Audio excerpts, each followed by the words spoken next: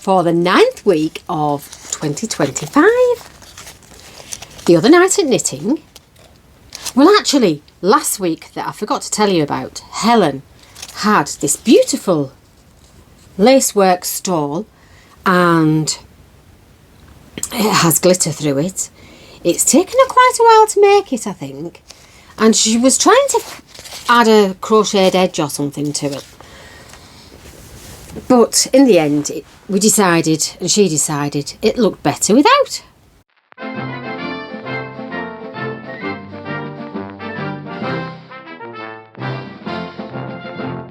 So that got left off last week's. So this week, she was still doing swatches and actually was kind of short a needle to do what she wanted to do. She had a great big box of wool, yarn and cotton that she was getting rid of, but not the needles to do anything. So anyway, she gave, some of us took some of this yarn, some of this wool, and then Helen found some that she was going to make, she decided she liked. So she took that back home and put some more hair through it, because that's the thing at the minute with her. I might actually have some more hair that she can have, depending on what she needs. So it was a lovely pale blue, and she put blue, a dark blue, and a white. She tried it in sections, and she quite liked the white one because it made it look kind of frosted.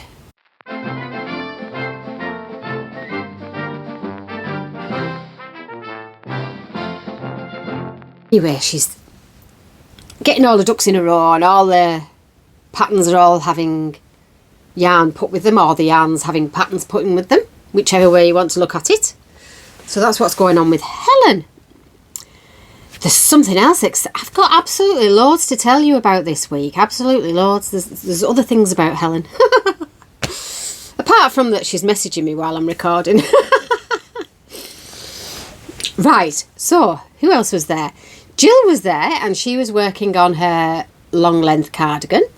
Though the back and the two fronts I'm assuming are done, because she's now working on the sleeves. So sometime soon we will be seeing that. It's not a race, but she's very fast. Helen's also been, back to Helen. Oh, Jill had a big little person with her who was, I think, now bigger than all of us, but sort of that age where you're big and you're clever, but you don't really want to. Don't think she's interested in doing the knitting, but she likes to be there with us. So that's nice. Helen's also been embellishing a coat that was already embellished with leaf shapes and needle felted petals or leaves or whatever they were. And some of the original had come away. So she's been redoing it. And she's also, this will be about the only mention of moths, I think. She's found a couple of moth holes. So she's going to add more leaves over the moth holes. Yes, I haven't found any more. I haven't seen any more. So, fingers crossed, that's it for moths. That would be nice, wouldn't it? Fee was there, and you know she'd had trouble with a toe and fathoming out where she was going to put her toe and whether it was the right place for the toe. And then she finished it and it was too big. Now I can't remember whether she said she pulled it back and made it smaller, or she's doing the other one too big and she's going to give them away. I think that's what's happening. So she also had with her that she was working on a green shawl, but it's in the round. It's even got a rib on one end. And it's got stitch detail of like a meadow with leaves and flowers and grass. All raised. But with it being on a circular, it's going to be steeked afterwards. And then the steek stitches will become a fringe, apparently.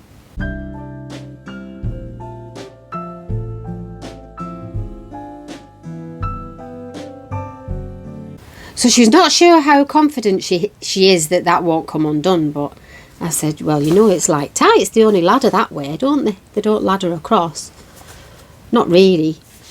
So she might do an extra stitch, or she might not, but there's quite a lot of it made, so I'm not quite sure how much more she has to do.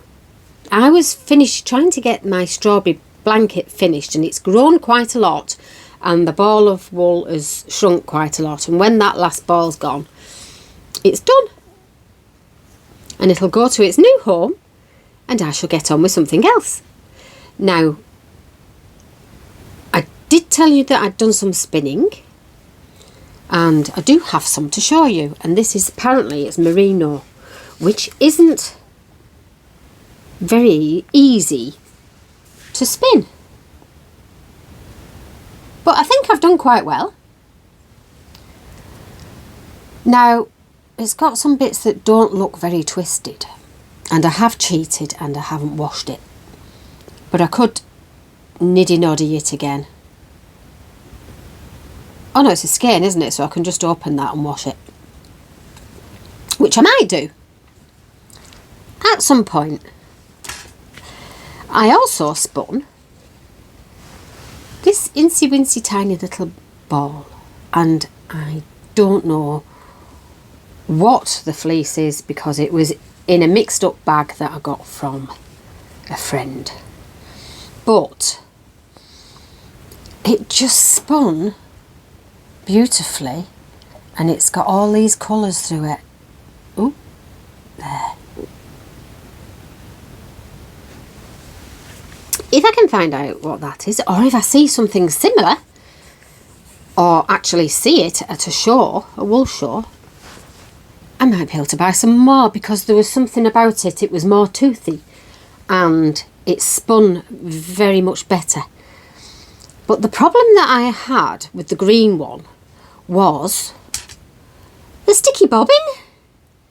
I was trying to ply, so I'd spun quite well, and I was trying to ply it, and it just wasn't plying, and it was snapping and all sorts, and I hadn't realised. So the bobbin wasn't rotating, and it was stuck, so it was really hampering the wool wasn't feeding onto the bobbin. So there's a few knots through that one by the time I realised what the problem was. So my husband took it and he found a piece of doweling and wrapped some sandpaper around it and give it a sand, and now it's fine. But the wheel came with 4 bobbins and 3 of them were fine. It was just the 4th one that was a problem. It's not great, is it? But I have learned about that one. Right. Well, I am wearing a very strange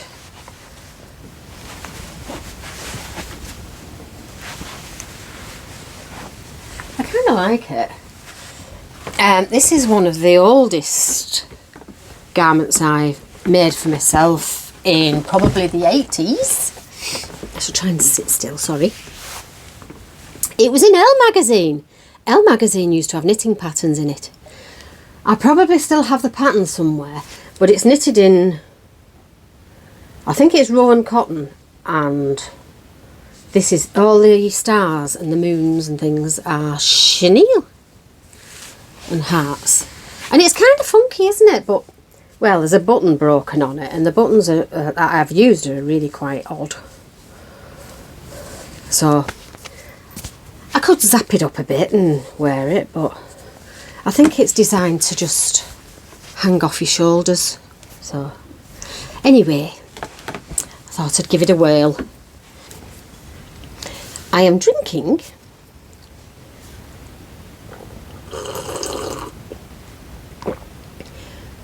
cold vanilla coffee, and it is instant vanilla coffee. Quite nice though. One of the things that came in the big box that Helen brought, so I still haven't bought any wool, but I have acquired some. Actually, the other week I acquired some mohair that Fee brought in from a sister-in-law, and On Thursday, I acquired this. I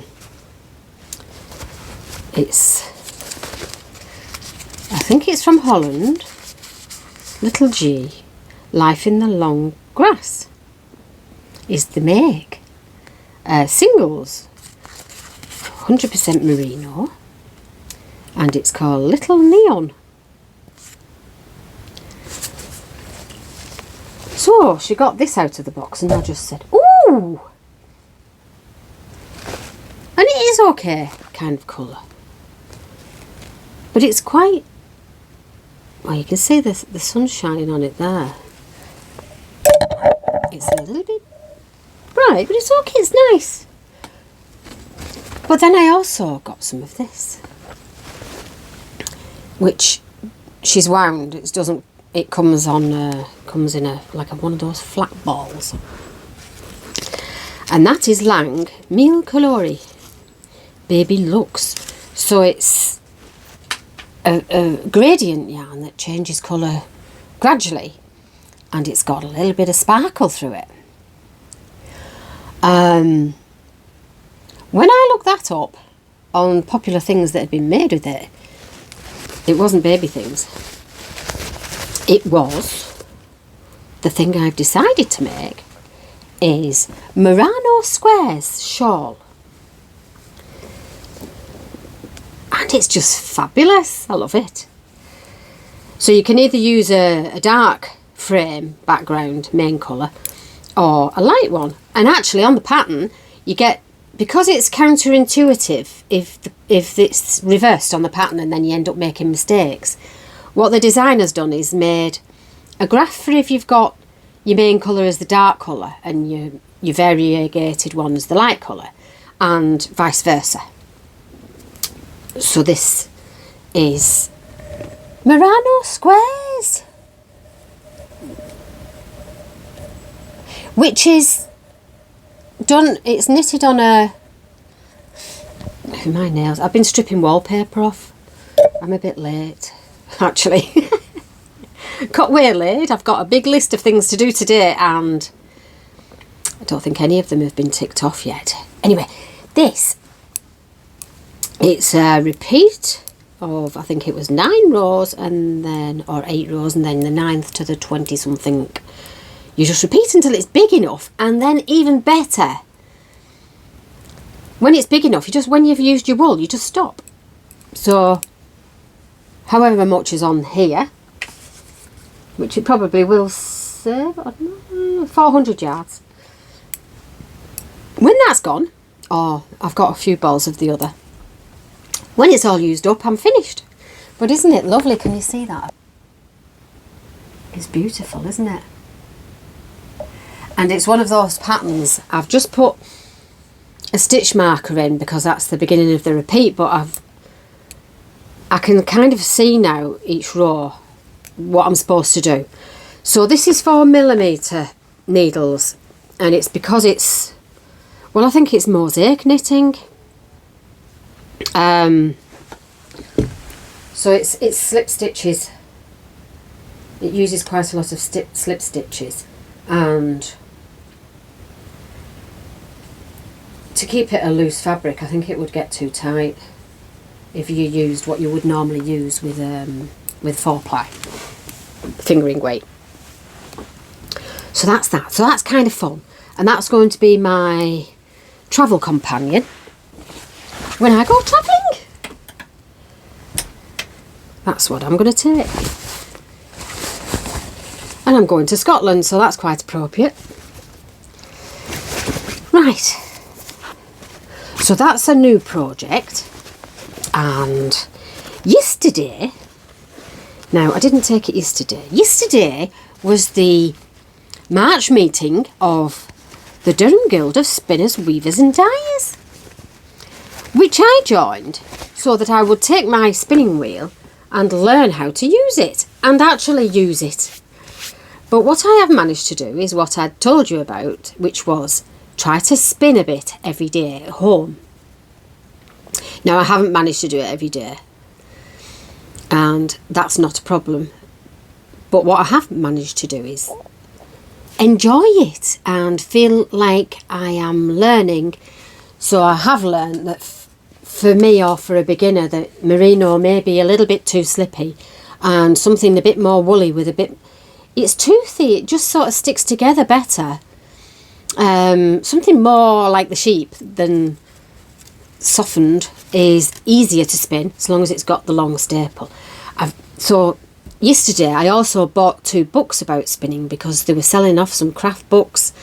I would say if you have a guild near you, it's well worth joining, because you'll meet like-minded people, and the people at the guild, like me, I don't have just the one handicraft that I do. There's quite a few. So they're all interesting people who are really interested in depth. And then there's things that come in that get sold, and so the books were only £5 each, so that was quite a bargain. And then I've got some of my own, because I've borrowed. You can also, they have a free library. You just put in there, write in there the book what you've borrowed, which I've done, and I've got a couple of their books, but then now I've got 2 of my own, because I don't think you need that many spinning books, but maybe you do.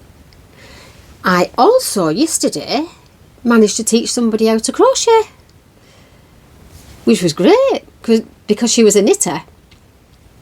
And sometimes if you go from knitting to crochet, you start crocheting like you would knit, don't you? So a friend asked me if I would show her just how to hold the hook, and we ended up doing, she did a chain, and it was really more about holding it, because she was finding it very difficult, because she didn't have a piece of working yarn to get the hook round available easily, sort of thing. So it was really about the holding, how to hold it. But then again, I do think that you should hold it how you're comfortable to hold it, how it's comfortable. So that was nice.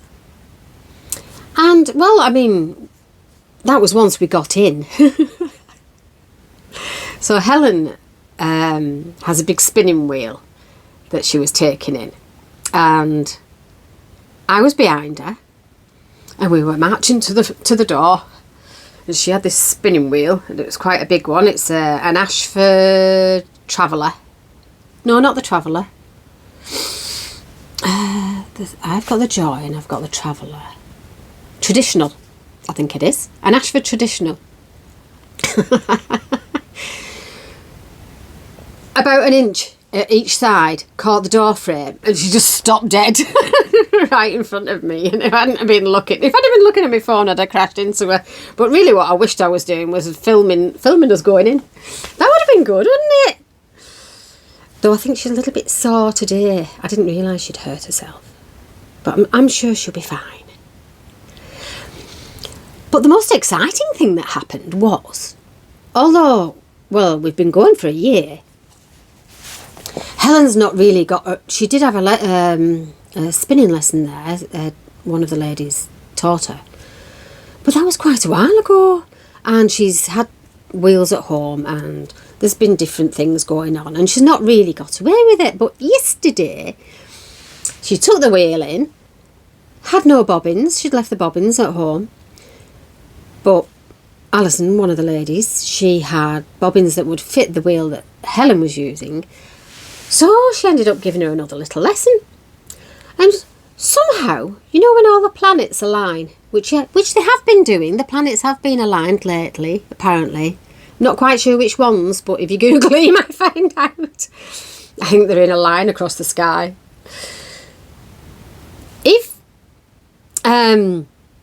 It just all went right. So she was given some, was it herdwick or something? Kind of rough fleece that was sort of greys and browns. So she spun half a bobbin of that.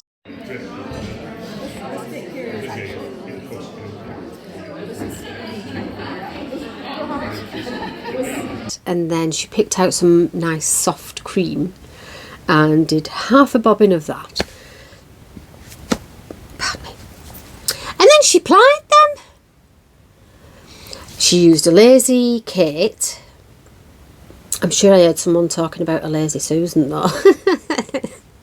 I always have to think about which one's which. I'll tell you why. Because at Christmas we had a lazy Susan. And it's a rotating plate and it was plastic. And it used to have the fruit jellies and the nuts and things like that in it at Christmas. And it would spin round.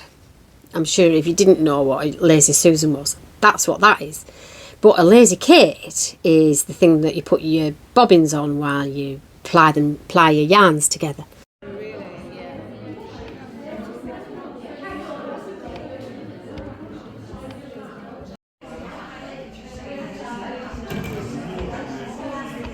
then stop every now and then and just see how it's doing.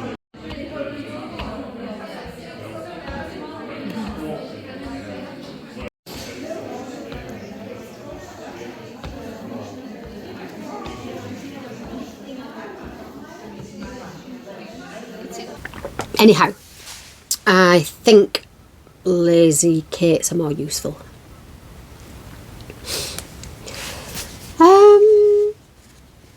So yeah, this skein is just... She used a niddy noddy and it's marvellous.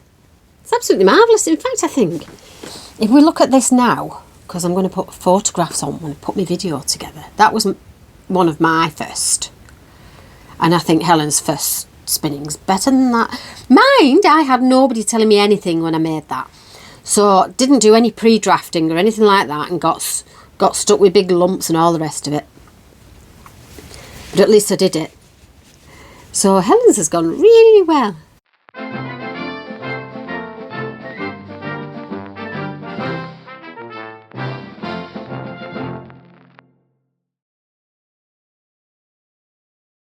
And from now on, I think she'll be a little bit more encouraged to get that spinning wheel on the go. Yeah. Now, you'd think I'd told you everything then, now, wouldn't you? But I haven't. You know, if somebody said to you, oh, next week, a pedigree cat's going to turn up at your door and want to live with you. I mean, any cat'll do. So, yeah, Wednesday, I think it was. Well, Tuesday, somebody came and they said, oh, there's a beautiful little cat outside your door. Now, I didn't actually see it. She said, oh, I want to take it home. I was like, okay, whatever. Then, on Wednesday, there was quite a lot of parcels arrived and one of them needed a signature. So the postman round here, he can open, we have 2 front doors. There's like a second door. So the postman will open the front door and throw the post in and then shut it again because the dogs can't get him or anything. Not that they would. And he rang the bell. He said, there's one that needs a signature. Oh, all right. And when I got down there was a cat round his ankles and round the flower pot. And I said, that's not our cat, you know. Oh, isn't it? I was like, no, it's friendly though, isn't it? Anyway, when he'd gone, I said to Tim, look at this cat. It seems hungry. And it was meowing and meowing. And Tim said, oh, isn't it lovely? And she's, well, we think it's a she. But I'm going to have to keep an eye on her when she's washing. So obviously Daisy's not that impressed. All right. Daisy! All right. That's kind of what I thought would happen. Look at her tail. Well, it was Daisy, wasn't it? All right. But I don't think she'll do any damage. Now they've got to the point where the cat is in the back bedroom. Well, it's a bit of a long story, but she could have just lived with us. But he took her over to the other side of the street and they have cats. And she said, oh, I can't have it in here. They'd go mad. But she got in touch with she put it on a page on Facebook. And then somebody tagged the local cat rescue, which is where Daisy came from. And she came and took the cat away. And I saw this post on Facebook and I'd taken a better picture of this cat that's got its body on and it shows it's thin. So I thought, well, I'll add my photograph to this post. And I did so. And then she replied, but I didn't see that I'd had a message on there. So my phone rang and it was the cat lady. She said, "Is this cat yours?" And I said, "Well, no, it's just..." She said, "Oh, I thought it was yours because you put a photo on." I said, "No, it came to our house, so I took a photo." I said, "But we would have looked after it." She says, "Have you got a spare room?" And I was like, "Well, actually, yes, we have got a spare room. Would you mind looking after it? Because I've got 21 cats in my house." And they have various foster homes around the town, people looking after cats. And every day there's more and more cats. There's stray cats, lost cats, people get the cats back. Nothing on there about this one at all, but she's put it on now, but there's not been much response. So it's the cat rescue place do it 7 days and then they'll let somebody know. You know, they'll put the cat up for adoption if it's not been claimed within 7 days. So at the moment it's here and there's 3 days left, and I'm just, you know, you have that feeling that nobody's going to turn up. It's got no chip. It's got blue eyes, and apparently, well, not apparently, actually, it was in the bedroom, and I put the landing light on and I looked in the bedroom and all I saw was a pair of red eyes looking back at me. So blue-eyed cats have red eyes. They reflect red. And the blue is a lack of pigment. So that's quite interesting. So Daisy's eyes are green in the dark. And this one we think we might be calling Marble. And it can be any variation of the word that you like. But I thought it was quite a playful name, Marble. It's to do with a coat. But it's also like you can play marbles, can't you? So I thought that was quite nice. Anyway, that's somebody else's idea. But we think we like Marble. So updates on Marble and Daisy will be incoming. There'll be some in this video, and then I think by next week we'll know whether we're keeping her or not and what's happening regarding Daisy and Marble's relationship. The most impressive pet has been Roxy. I must admit that although she's daft, she just wants to be everybody's friend. So she just sniffs it and wags her tail. Lottie's been trying to chase Daisy, but I think she wants to play.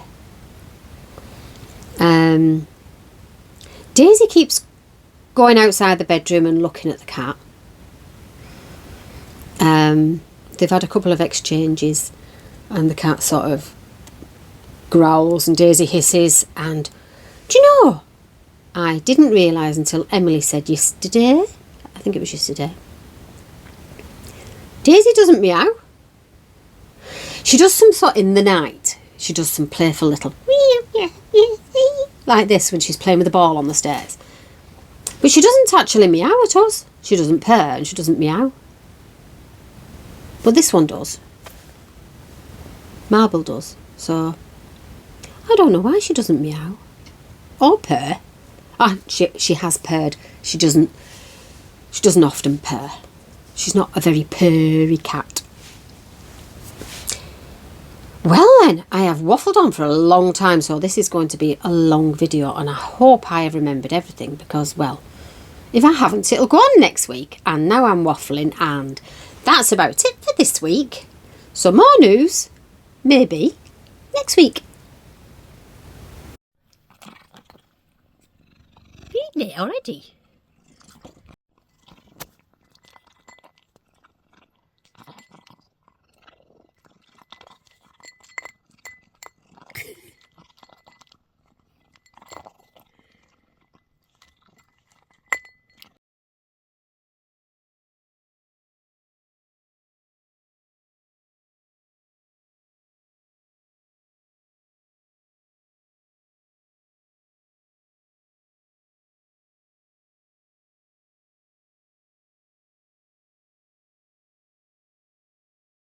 Oh, went to Oldham, got some yarn.